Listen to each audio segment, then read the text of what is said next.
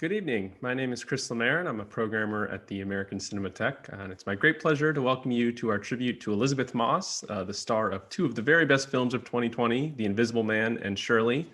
Our conversation today is moderated by actor and author Illeana Douglas, who's currently in Connecticut working on a new book. So we're super happy that she's able to join us today.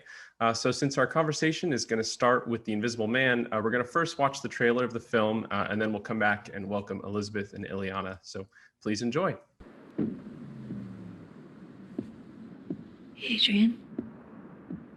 He was a sociopath. He said that I could never leave him. He controlled how I looked and what I wore. Then it was controlling when I left the house. And eventually, what I thought.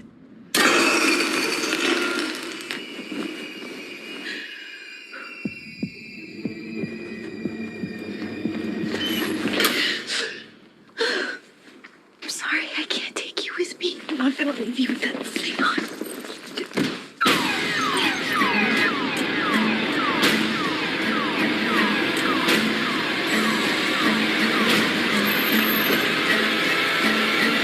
Okay? Get back here! What happened to him? Adrian's dead. Listen, you're getting your freedom back, okay?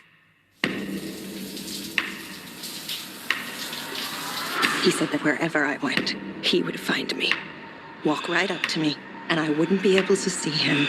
Adrian is dead. He's not dead. He has figured out a way to be invisible.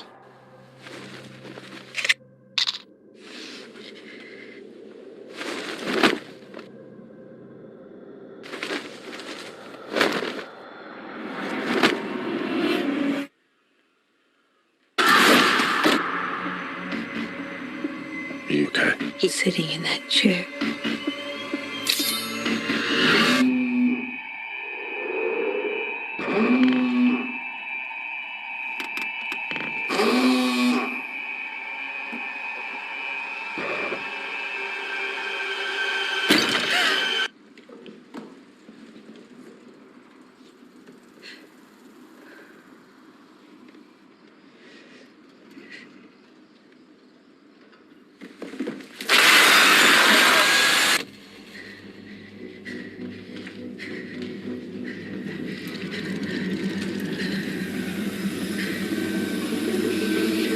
Where are you? Show yourself! Surprise.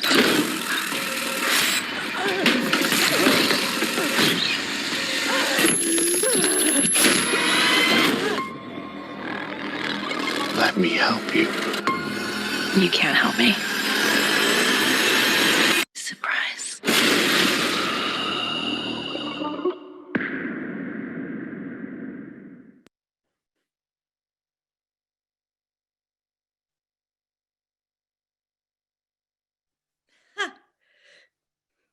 Scary. It's a little bit scary. And I had to watch it. First of all, I'm going to introduce you before I was in mid-scream mode. I was just, enthralled by watching the movie. But I want to introduce for everyone Elisabeth Moss, who hails from California, who's had iconic roles in starting from West Wing, and of course, our hero, Wilson on Mad Men, Detective Robin Griffin, Top of the Lake, producing and starring in The Handmaid's Tale. Stop me if you're bored. And you have not one, but two films we're going to talk about. Shirley, about the writer Shirley Jackson, which you also produced, and then the heroine of The Invisible Man, Cecilia. So hello, Elisabeth Moss, and very nice to see you virtually here. Hello, and thank you so much for doing this. It's such an honor that you made some time, so I appreciate it. It's my pleasure, and it was fun. We're having an Elisabeth Moss double feature in my I spread it out over. I always the two, because I have a love-hate relationship with scary movies. So it's like yeah. I like them, but I really. So I had to stop the movie when he pulled the sheet off of you. So that was like, that was my moment. It's always funny to me Yeah, it's funny, like certain things. It's like we can do spoilers, right? Some of the more violent things don't scare me, but that I was like, okay, I got to take a break. Yeah. That's how I feel about horror films, scary movies. I love them. I've loved them since I was like, 11 or 12 years old. But I love them because they really affect me and they really scare me. I was hearing that you like the movie The Shining, which is a great horror movie.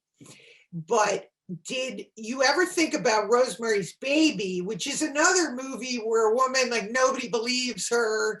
She goes around, it's a good theme for horror to have like a woman not be believed for the trauma that she's going through. For sure. And this film, I thought what Lee did, Lee Wanell, our writer director, was so interesting, and he was supported in the idea by Universal and Blumhouse.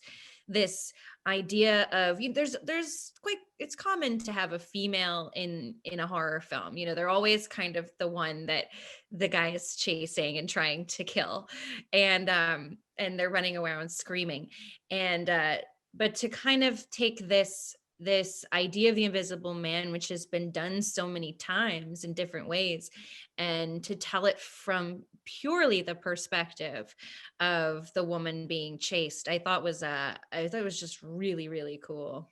Very unique, and how she goes from being the victim to kind of fighting back. So you mentioned the classic Invisible Man, and by the classic, of course, I mean the 1951 classic Abbott and Costello Meet the Invisible Man. Yes. I'm sure you saw that in preparation. Of course, a very important part of my prep, obviously.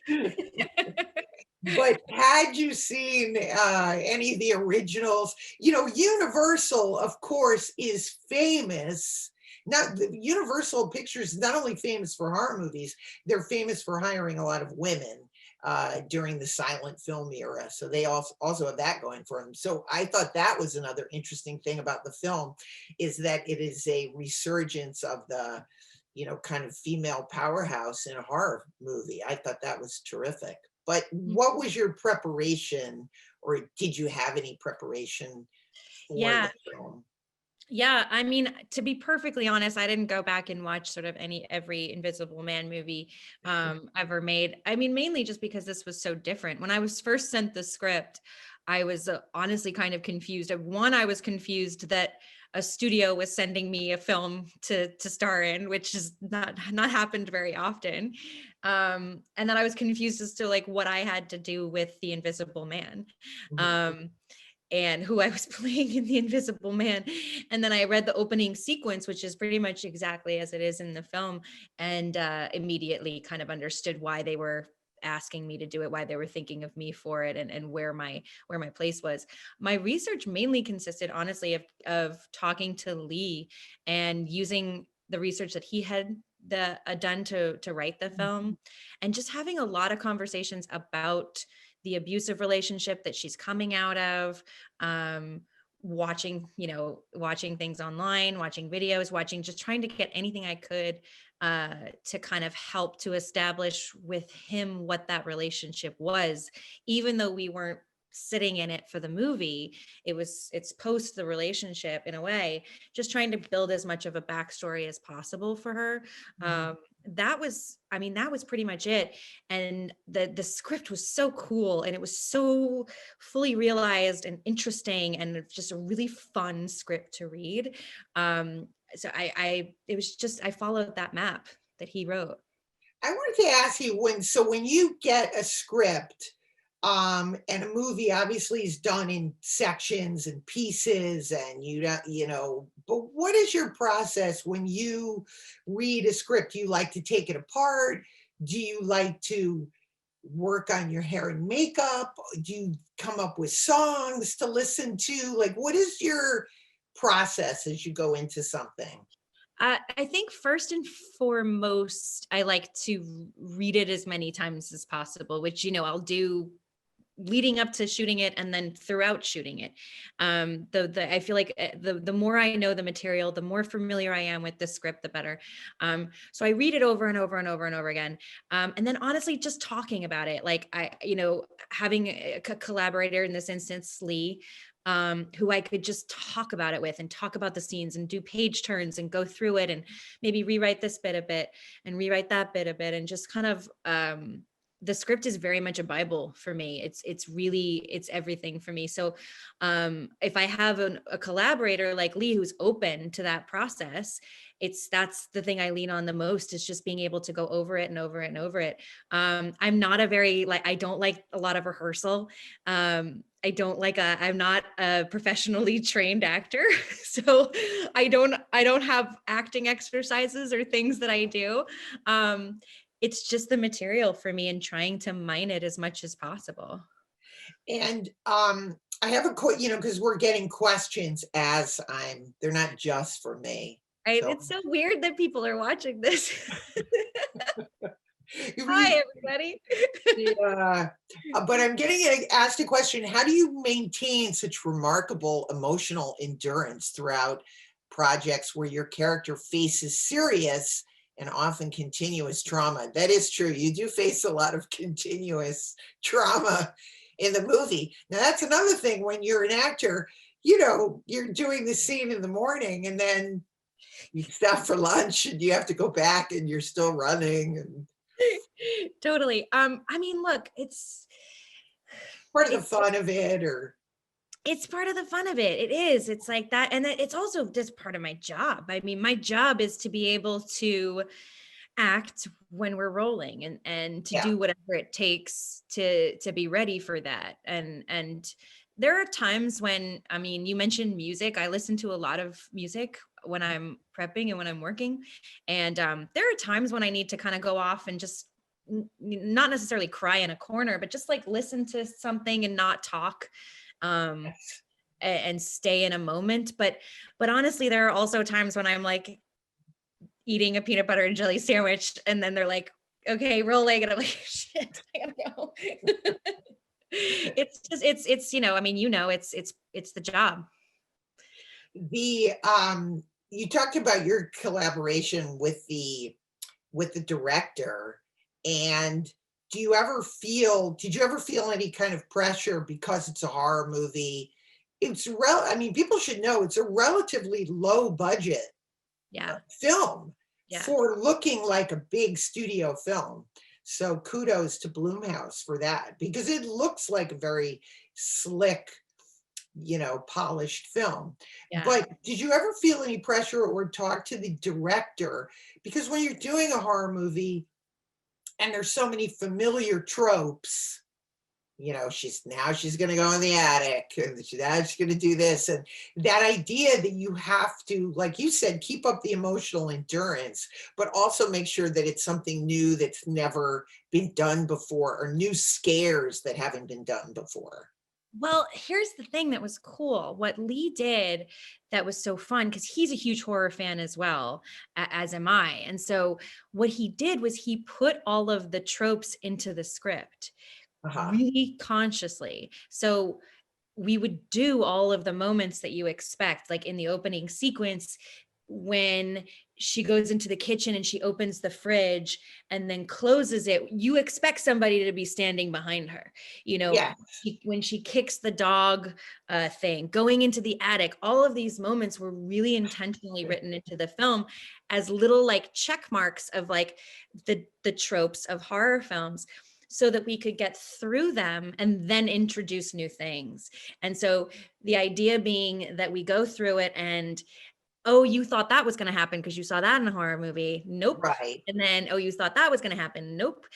Getting to the point where you're like, what is going to happen? And then introducing this new idea or new ideas. So it wasn't actually, there was no pressure. It was embraced because we love the genre.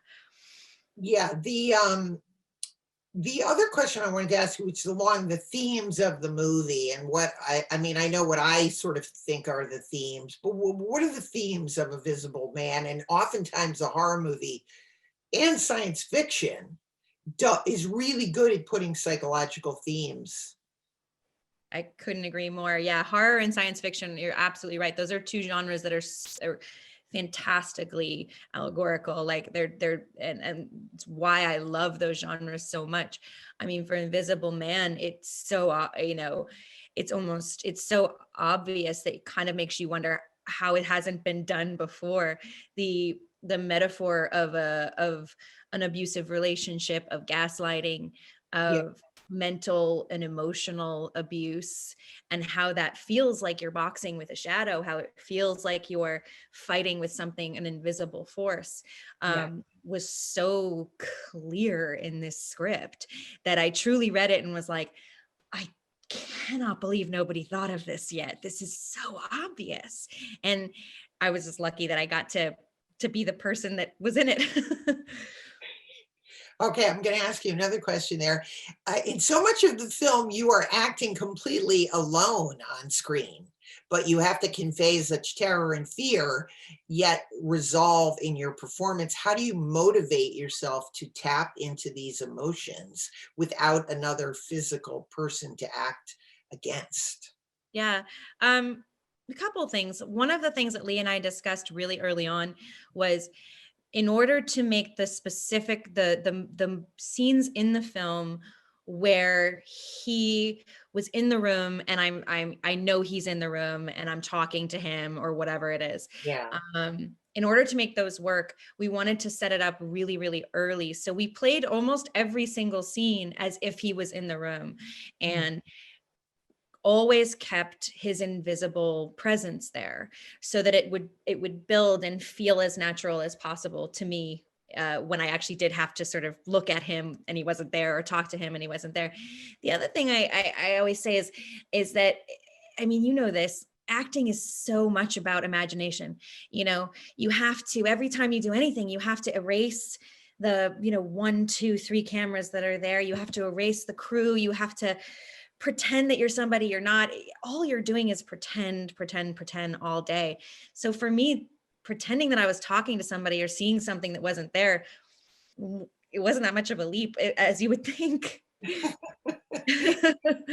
Yeah, and along the same lines, similar question. How did you act opposite? Was Oliver Jackson Cohen on set for some of those scenes with you, or was he off camera ever? Or no, he wasn't.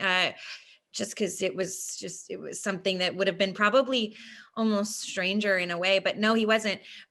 Sometimes there'd be his stunt double would be there, but often it was really just the corner of the room. Just nothing. a tennis ball.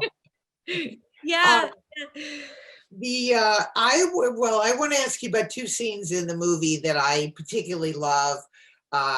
I love, and I was saying this at the top, I love movies where women aren't believed. There's a movie called Bedlam, which is where a woman is sent to prison, because she speaks up. And it's just a great horror kind of a trope to have that. And I love this scene where you get dragged off to the insane asylum and they're dragging you down the hall. And I always feel like is that something that's sort of fun to think about doing, but then in the actual doing is physically hard? But it just talk a little bit about some of those scenes in the insane asylum. Yeah, that's exactly right. That was it was definitely fun because I'm a weirdo who really likes doing very dramatic stuff. So there's definitely an element of fun to it. But that specific scene where I'm being dragged down the hallway was a little physically draining. How many times did they have to drag you? I don't remember. Honestly, I don't remember. But it was. I'm not a very physically fit person, so I'm not a stunt person. So anything is difficult for me. He had the camera in the exact right place. So was it, obviously it must have taken some practice, because what's so great about scenes like that is you want to really feel like you're the person Yeah. that is being dragged along with you. And so kudos to him. The camera was in the exact uncomfortable, Yeah. low place, you know. He had an incredible DP, Stefan Duccio, and he was just, and that's, you mentioned earlier that you felt like the film looked a lot more expensive than it was. And Yeah. I mean, that's Lee, but it's also him. I mean, he did an incredible job with the cinematography and really made it. I remember when I first started seeing little bits here and there while we were shooting, I was just like, oh my God, this movie actually looks really good. Yeah. Which is always, yeah. And in a horror movie, especially. Okay, I'm going to get another question. What was your initial reaction when you read the knife scene with your sister in the middle of the busy restaurant? So we have to, you know, this is one of the later scenes in the movie, which is technically, I mean, I talk a little bit about that technically, but then your reading of it and how that was done. And Yeah. This is if you haven't seen the movie, this is the moment where you might want to mute it for a second. But there's there's a scene yeah, well, I don't need to say it. I don't want to be responsible for spoiling it. But technically it was really difficult, but not for me, difficult for Harriet Dyer, who played my sister, who's a wonderful actress and a wonderful person. I just had to sort of sit there and react to this happening, but which was easy to do when it's happening in front of you. But she was the one who had to act like that was happening to her, which is one of those things that you have no reference for. There's no, you can't talk to somebody about what that feels like and what happened. It's just, you have no reference for that kind of thing. So she had the tougher job, and she did an incredible job in that scene. When I read the script, it's interesting because that wasn't necessarily a scene that I thought, oh my God, this is going to be the most incredible scene in the movie. It kind of came as more of a surprise later that it ended up being this scene that really, really was the scene. And it's so shocking. It's got that great shock value, so shocking. It's so cool. And there was a big discussion about whether or not to put it in the trailer, I remember, and ultimately they didn't, which I was so happy about. Probably would have sold more tickets, but you need that shock moment. That's what it's all about. Oh, definitely. Yeah, any horror movie, that sound effect of the knife. Yeah, but when the knife goes into my hand, like when it's over, and this is true of a lot of things on this movie, which it's such a testament to the VFX team as well, and the special effects team, because so much of what we did was really, really bare bones. Was very, like, if you saw it in person when we filmed it, you would have been like, this looks ridiculous. There is nothing scary about this.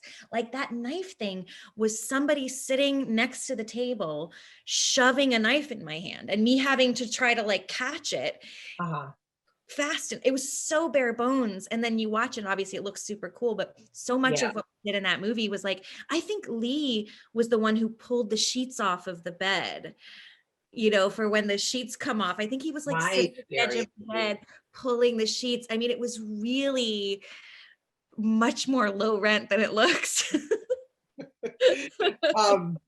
Another fantastic scene, and probably very challenging to do, is when you have your very first confrontation with the Invisible Man.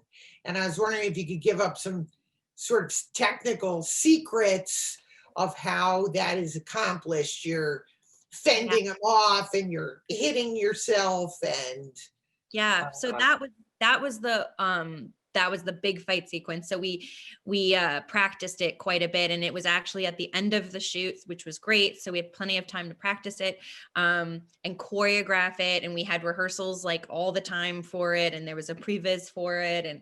And my stunt double Sarah, who's incredible, does the middle part where I'm thrown across the table, because there's no need to see me do that. She's very talented and can do it much better. But the rest of it I did, and it was really, really fun. I've never done stunts like that. I've never done a fight sequence like that.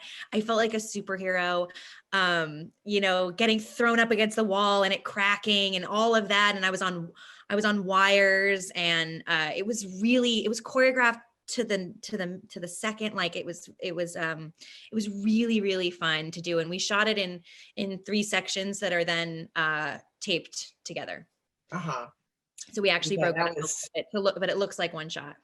Yeah, that's a great scene. Yeah. Okay, one last question, and then we're gonna have to move on to the other movie. Are there any horror directors alive now or not that you would love to work with? Oh my God, that's impossible to answer. No. I know. Oh my God, I don't know. Any For like horror- Alfred Hitchcock, who wouldn't want to work with Alfred Yeah. Hitchcock? Oh, alive or not? That's Well, what yeah, they're- like that's what the question is, alive yeah, or not? Alfred Hitchcock would be the one who's not alive for sure. Yeah. Um, that would be a good Ari one. Aster, I'd love to work with Ari Aster. That's the one that is alive. Um, Yes. you know, yeah, I mean, that would be incredible. Hereditary was something that was really an inspiration for Lee on this film, I know. Okay, I'm gonna queue up Shirley, but just Okay. as a transition, 2 questions that you said some of your influences are Meryl Streep, Maggie Smith, and Marion Cotillard. What is it you admire about them? And old Maggie Smith or the young British? All of Maggie Smith. Like when you want to be like, when I'm old, I want to be Ruth Gordon. I've cut out that territory. So I'm going Ruth Gordon, Rosemary's Baby. But so you want to be Maggie Smith? 100% Maggie Smith. I would definitely Downton Abbey Maggie Smith is I want to cut out that territory for myself. Yeah, that would be. That's who I want to grow up to be. I mean, between the 3 of them, God, they all are actually kind of quite different. But I suppose what they have in common is an incredible chameleon, ability that Meryl Cotillard's performance in La Vie en Rose is one of the great transformations. Obviously, Meryl Streep is Meryl Streep. I don't need to explain why she's incredible. And Maggie Smith, I mean, the same thing. I feel like I've seen her be so different in so many things. And they all have a sense of humor as well. They all have incredible senses of humor, and they're all known for their dramatic work, but I think they're extremely funny. I think that's true. You have that Meryl Streep thing where I think people think you're very serious, but then you also seem very funny, and I've seen you be very funny. And I'll take any excuse for you to say you have that Meryl Streep thing. That's fine with me. I don't care why you say that. You also told Peter Travers that your favorite film, well, you said this in other interviews, is When Harry Met Sally. Now, do you remember the first time you saw When Harry Met Sally? Like, who were you with when you saw it? It must have been with my aunt, my Auntie Gail, who sadly passed away. But we were very close to my mom's sister. It must have been with her and my mom, because that was also her favorite movie of all time. And we used to watch it, and she would say all the lines as we were watching. She's one of those who would say all the lines, and sometimes they'd be right, sometimes they wouldn't, but it didn't matter. So it must have been with her in Illinois at her house. That's such a great movie. They don't make them like that anymore. They have to. I love funny romantic comedies like same. It's my favorite genre. I know. Okay, to be we'll get more back on that. All right, we're gonna totally switch gears. We're going into indie mode. We've gone from horror, big studio, Blumhouse, thriller. We're now going to get back in the car on this road trip, and we're going to go to Indieville. I love it. We're going to go to Park City, Utah, Sundance Film Festival, Killer Films. Here is Shirley, and I'm going to mute myself so everybody can watch the movie.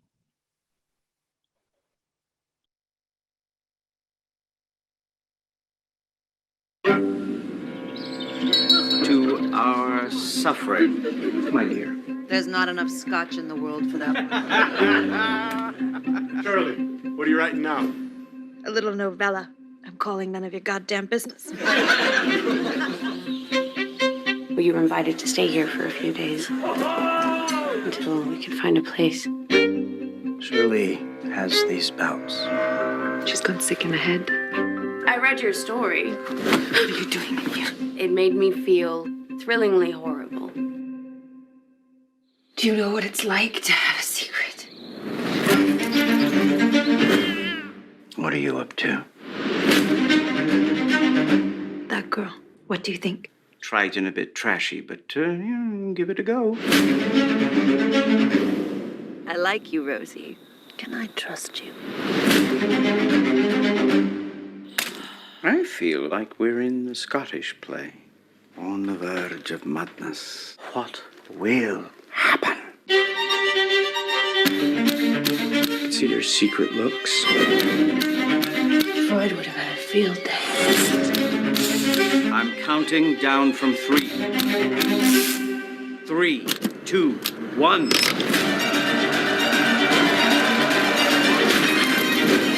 Oh, you've done it.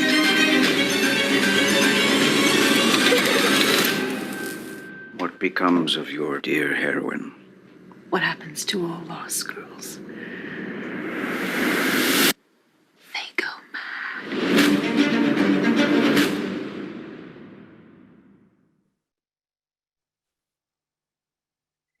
Well, Another that light movie's romantic comedy.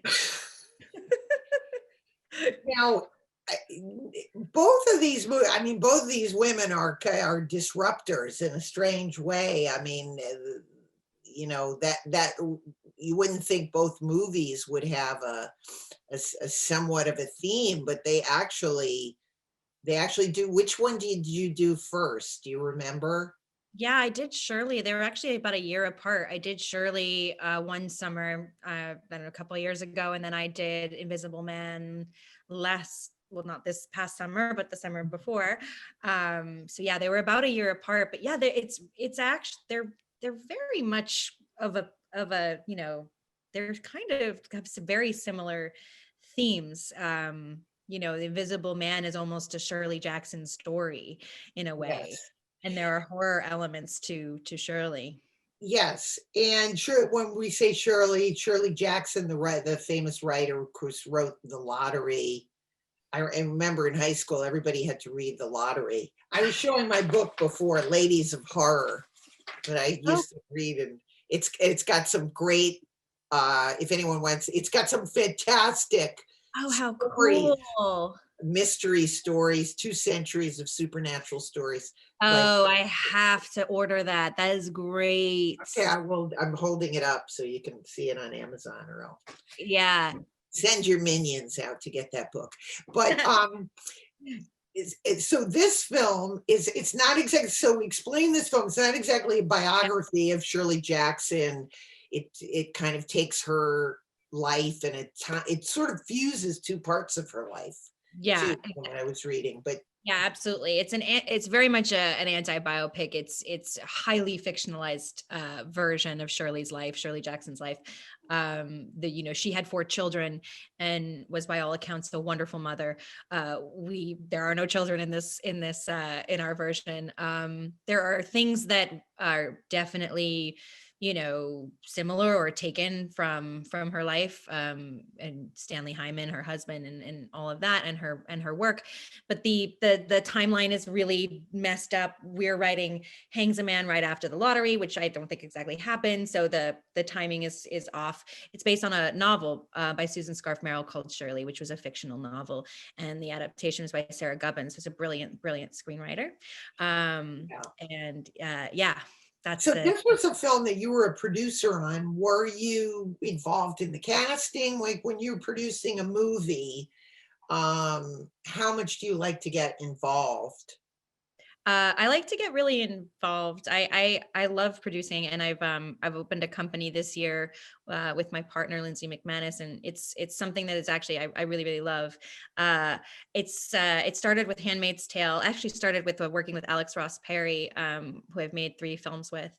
But I don't like to be a producer that's just a credit or just a vanity title. I'm not interested in that. I don't need it. I really like to be a producer who is actually helping and producing. So in this film, I came on after Josephine. So I didn't come on from the complete start of it or develop it, but I came on after her. So from that point on, I was hopefully helping.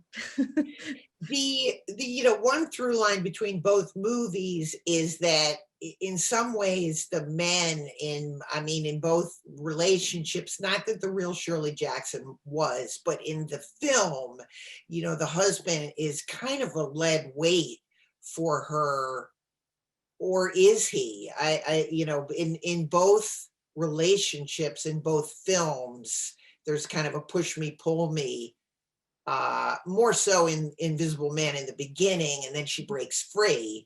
But in Shirley, it's rather ambiguous what you're getting out of your relationship with your husband. And I was Yeah, wondering if you could talk a little bit about that. yeah, absolutely. I'll speak purely in our film fictionalized terms because I don't want to put anything on the real Shirley and Stanley. But in our film, they did have a very contentious, challenging, slightly torturous, possibly sometimes abusive relationship. They were also very much in love. They also challenged each other in a good way. They were both very intelligent and very good writers, and all those positive things are actually true of the real Shirley and Stanley. But they definitely pushed each other, and they had a very unusual arrangement for a marriage where they were both allowed to go have affairs and then tell each other about them.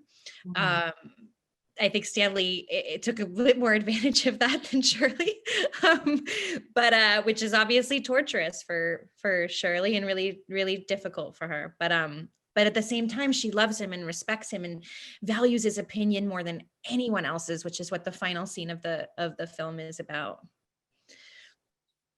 A question I had was about, it also involves the kind of the torturous nature of the artistic process. Is that something I'm just picking up on, or is that? No, totally. That's exactly right. I mean, I've said this to the writer, Sarah Gubbins, but to me, when I've read the film, I know it's Shirley Jackson and I know there's all this other stuff, but for me, the film is about a writer. The film is about the creative process. And whether you're a writer or director or a musician or whatever it is, Shirley is experiencing she had a massive hit with the lottery. It's brought her notoriety, not necessarily very, always positive notoriety. I think that to this day, the New Yorker has received more letters about the lottery than any other short story they've ever published. Some of it good, some of it bad. But it was a very, very divisive and very inflammatory story. Yeah. So she now has to write basically a sophomore effort. She has to write another book. And it's about that. It's about having to sit in a room in front of a typewriter and do it again, come up with something good again. And for me, essentially, that is what the film is about. One of the questions I'm being asked, which is along those same lines, did you draw parallels between Shirley's creation as a writer and your own as an actress? I guess what they mean, that same struggle, I guess. It's so different acting, because acting is such a team sport. You're so, right. Right? It's so collaborative, and you have a director and you have a DP and you've got other actors and a writer. And it's something that I feel like you're very much not doing alone. I'm not a writer. It's something I can't imagine necessarily wanting to do or being able to do. And the idea, you would know more about this than I would, but the idea of going into a room and you've got no help and you've just got to do it all yourself is something that I thrive so much on collaboration that it's hard for me. But what about the idea of topping yourself, though? Because Shirley Jackson does have to top herself with the lottery. So there must be that inherent pressure that you, especially coming off of Mad Men and Handmaid's Tale, that you would have to top yourself. Definitely. There definitely is that, especially in the world of television, because I've had some good times there, and I've done some good stuff. And I definitely feel a sense of every show that comes along, I'm like, this has to be good too. But yeah. I'm a very different personality than Shirley, and I like that. I thrive on it. I mean, I think that's great, and I think it helps me to try to be better. I wanted to ask you about your relationship in the movie with both the relationship of the character and the actress Odessa Young, who becomes very important. She becomes kind of your muse. you sort of share a kind of a secret, you know, you get the idea that she obviously admires you or wants to be a writer or cut her, you know, her artistic life short for her husband. So Yeah, that was so fun because it was a great idea on the part of Sarah Gubbins, because it allows us to look at Shirley through somebody else's eyes. And for me, I felt like I had 5 relationships with Rose, Odessa's character, you know, which was really fun to explore. She starts out with thinking that she's just a fly on the wall that doesn't deserve any attention whatsoever, to she's an enemy and a spy and is there to destroy everything Shirley values. And then it becomes this weird sexual thing, and it becomes a little bit of a crush, and it becomes like she's toying with her and there's something happening there, to, like you said, she becomes a bit of a muse and also a protege. And getting to explore all of that with Odessa, it just provided us both so much to do. And Odessa is very similar to me as an actress. She's very instinctive. She's quite brilliant. She's very, she'll try one thing and then go completely the other way and try something else completely different, which is, I love doing that. So it was really fun because we felt like we were both in this constant, ever-changing relationship with each other in the film. yeah, actually, my favorite scene in the movie is where you don't want to go. There's a party, faculty party, and you decide to go, and you go shop. She goes shopping with you, and it's very poignant. Yeah. Where nothing fits correctly, and she helps you try something on. So I talk about that scene because that's actually my favorite scene in the movie, and you're very vulnerable in it. And it also shows like the kind of the private moment between 2 women in a way that the intimacy I thought was terrific in that scene. Well, thank you for saying that. I'm so glad that you noticed that scene, because I agree. It's actually one of my favorite scenes in the movie. It's a tiny little scene, but I loved, I mean, look, who hasn't been in a changing room trying on clothes and just nothing fits and you want to just melt into the floor, or, you know, and had that extremely vulnerable moment. And Shirley's so self-conscious about her body and so self-conscious about having to look better than her husband's mistress, and it's just a mess. So I loved that little sort of private moment that she has before Rose even comes in. And then Rose is the only one who can pick her up off the floor and say, it's okay, this skirt looks good on you, like try this now, look, that fits, so that's good, that's not too bad, you know. It's very, very vulnerable moment, and I felt really like very common moment. Yeah. Well, and then when you go from that scene to the faculty party, what I really liked about your performance there in terms of tracking it is that the vulnerability was gone then. The only time we see you vulnerable was where you were alone. Once you go to the party, you're the same mean, sarcastic, your shirts all you know, and I thought that was terrific. I really liked that moment, that section there. Thank you very much. Well, I think she's had like a little bit to drink as well. So I think, you know, that's definitely kind of helped the vulnerability to go away for the evening. Yeah, that scene was really, really fun, especially the pouring the wine on the couch. It's so rare that, you know, I feel like Shirley had all of these moments where she got to do the things that we've all fantasized about doing, you know, just somebody we don't like's couch and just pouring a bottle of wine on it. You know, she's just saying things that you wish you could say to somebody and not caring. There was another thing you had, this ability, you had the ability to look stout, which you are not stout. And then seeing both movies back to back, you know, Invisible Man, but I was like, is she channeling some ancient stout relative, like standing on the porch and seeing you in silhouette. I thought was a great, like just standing there. You had that ability to act with your back and your calves. I said, I feel like this woman is like, I felt like I knew the woman, but Yeah. did you work on your body in terms of the performance?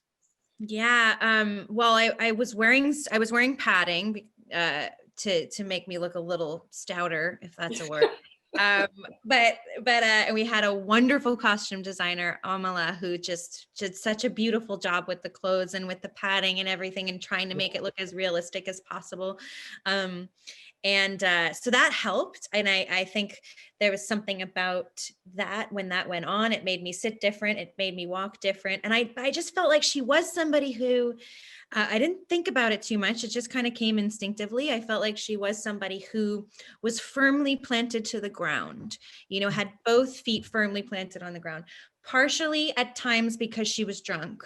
And so she had to, otherwise she would fall over. So there was a little bit of that. And sometimes it was just about holding her ground, and just that stout's the perfect word. She just had this stoutness for some reason. I loved it. I loved being able to be physical like that.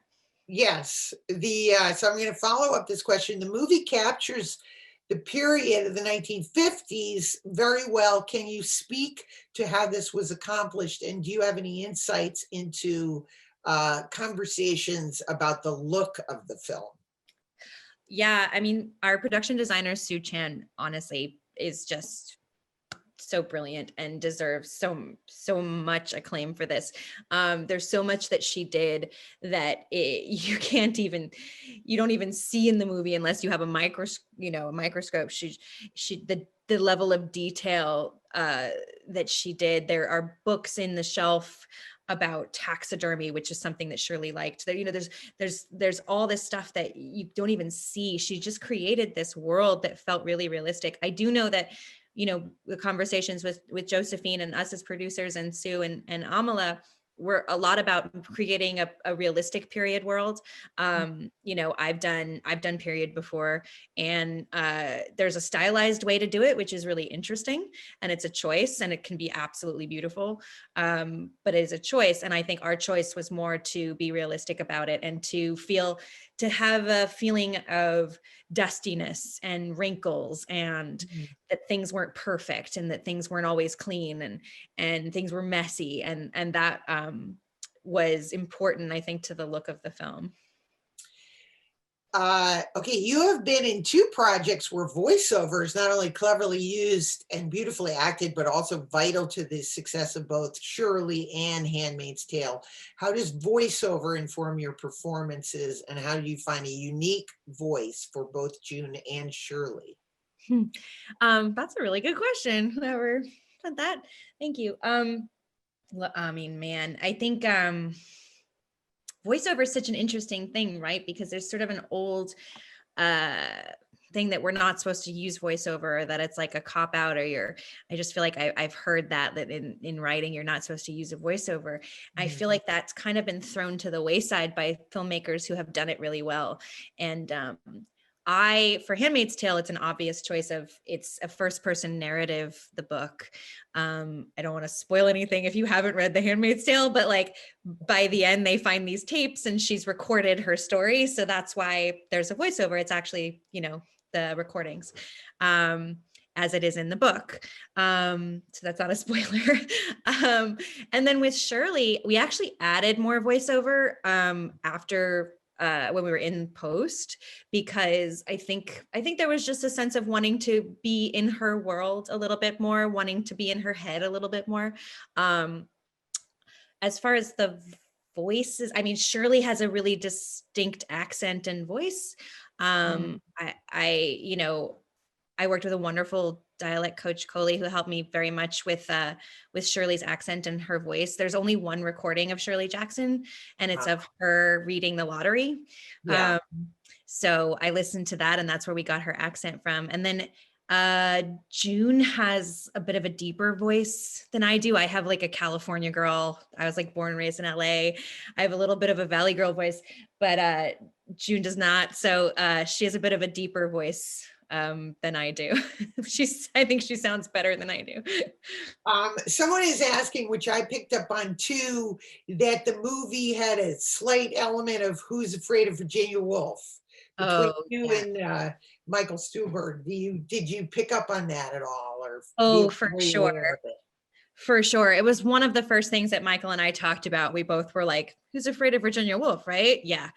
And throughout the filming, we were like, why don't we just do the play? We should just do the play. Have you ever read the play? It's actually really hard to read. I read it once aloud. Really? Yeah. I don't know if I've actually read the play. I think I've only seen the movie, and I don't think I've ever seen the play. The play reading is a little darker even than the film. I can see that for sure.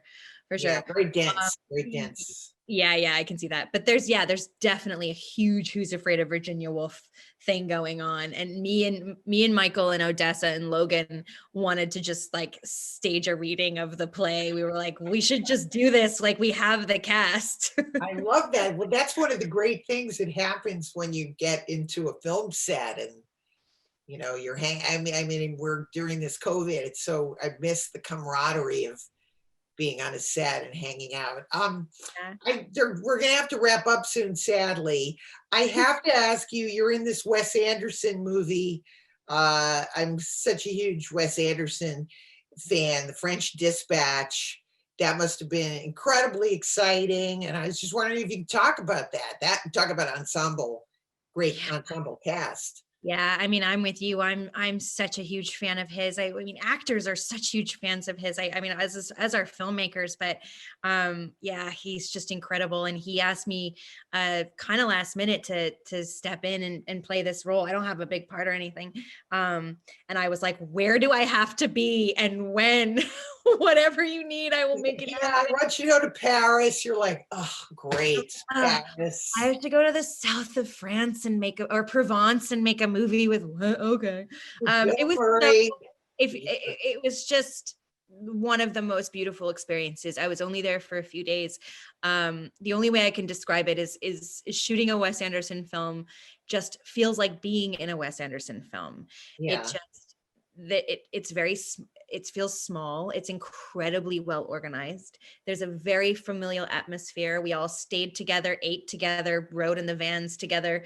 There are no trailers or anything like that. There's no hair and makeup trailers. It's just, it was a beautiful, beautiful experience. And him and his entire team are just so generous and lovely. And they have everything mapped out really, really specifically, but there's also so much room for freedom, and that is actually really difficult to do. So it was a wonderful experience. Did you look at yourself in the mirror and going like, I mean, talk about clothes, because I love clothes. You're like, I've got a Wes Anderson outfit on. Yes, I did. I literally was like, I look like I'm in a Wes Anderson movie. It's really. I heard that you had a little bit of, because you're a baseball fan, you had a little bit of talking, you saw Bill Murray in the trailer and you get to talk to him, but do you get like cold feet around certain, like, do you plan what you're going to say to certain people? And 100%, especially like the Cubs are so important to me, and Bill Murray obviously is so important to everyone. And I waited until like the last day I was there to like bring up the Cubs. I was like, I have to bring up the Cubs to Bill Murray. And I did. And we chatted about it for like, I mean, maybe 45 seconds, but I was like, that was the greatest 45 seconds of my life. Do you keep a journal at all? Do you write things down? No, you know what? And I'm so stupid for not, because I have a really bad memory and I'm never going to remember any of this stuff. Do you keep any, do you do that? I have tons of things that I write down. Plus I have memory, of things, but sometimes if I'm in a show, like when I was in Goliath, I said, okay, today I'm going to talk to Beau Bridges. And I was most excited about Paul Williams. Like that blew my mind. Because I love Paul. But do you have people like that you're like, really the only reason I'm in show business is to meet like these 5 people? Oh And yeah, for sure. I mean, Bill You Murray's must have met probably some- one of them. No, you must have met some amazing people. Like, did you meet Mike Nichols? Did you ever meet Mike Nichols? You know what? I did not get to meet Mike Nichols. Okay, that would have been a good one. Did you That have would've Meryl been Streep? amazing. Meryl Streep. I have not met Meryl Streep. What? So I saw her walking down the street in New York one day. I mean, this was like 15 years ago. Okay. And she was walking towards me on like University Place or something. And she looked amazing. And she was walking towards me and I couldn't do it. I couldn't do it. I couldn't be that person who said, I'm a big fan of yours. Like, yeah, But you had an just couldn't do in. it. You're famous. I wasn't though at the time. I wasn't. I was really young. I'm sure she would have been lovely and gracious, but I had no in.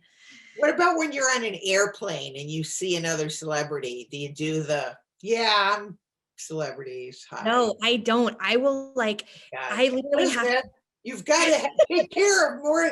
These are the perks. It took me like a week to talk to Bill Murray about the Cubs, and I was in scenes with him. I was like in hair and makeup with him, and I could not get up the guts to talk to him about the Cubs. I have to actually like run face first into a celebrity in order to say anything to them. I just never want to. I barely care about the movie. I just really want to say. So when you were in such and such, and then, Oh, I want to do this. But I can't. I get nervous. okay, last question I'm going to ask you, just because of where we've been in COVID, have you been watching? Now I know you have dual citizenship, right? In London? Yes. Do you have BritBox? Do you watch Acorn TV? Like what are you watching on? You're not well, like what are you watching during COVID? Are you watching any great movies or like what are you doing? You said you're renovating your apartment. But yeah, I've been watching a lot of movies. I've really been just trying to watch as much as possible. I've started directing. So my idea is that if I watch a bunch of great movies and great directors, that maybe something will eventually rub off on me. So I've been watching a lot of movies. I went on a great Nicole Holofcener dive. She's terrific. I love her so much. I love her movies so much. So I did that. I mean, I went on a Noah Baumbach run. Like I've been just trying to soak up as much as I can to try to learn as much as I can as a director. I don't know if it's working, but. No, it's good to watch a lot of things, read books, and I was trying to think of something to read. What about Elaine May? Have you seen Elaine May movies? You know what? I don't think I've seen Elaine May movies, but I've watched stuff on I've watched sketches and stuff. She might be good. What about, are you an Alexander Payne fan? Yeah, I've probably seen all of his movies. Directing. Yeah, absolutely. I've been watching a lot of, I'm all over the map. I've been watching a lot of David Fincher recently, just because it applies to what I'm going to direct. I've been obsessively listening to DGA podcasts as if for some reason that's going to make me into a director. Well, it helps. Learning any sort of advice or anything. It actually has been really incredible. And I've been focusing on a lot of female filmmakers and, Jodie Foster and Michelle McLaren, who I'm going to work with, and really listening, just trying to pick up anything I can, honestly, trying to just get anything I can. Well, sadly, Elizabeth, I think we have to wrap this up. It's been really fun. This is probably the most on camera I have been in 2020. I think everyone can keep listening. This has been so much fun. Oh my God. Thank you so much for doing this. I know you're writing and I can't wait to read what you're writing, and I really appreciate you taking the time. Oh, no, it's been a blast, and congratulations on the film, on The Invisible Man and Shirley, both two terrific films, and working with two great producers, Jason Blum and Christine Killer Films, both out there making really cool films. So I couldn't agree more. Christine is such a trailblazer in the world of filmmaking, and obviously Jason Blum is there's only one of him. I mean, he's also been incredibly inspiring. So couldn't agree more. All right. Well, thank you, Elizabeth, American Cinematheque. Thanks so Thank much. you, I miss you Elizabeth, guys. Illeana. This was a great conversation. This is so much fun. You guys. Thanks for all Thank you the both. perfect questions. Yes, And to our now- audience, thank you so much for tuning in.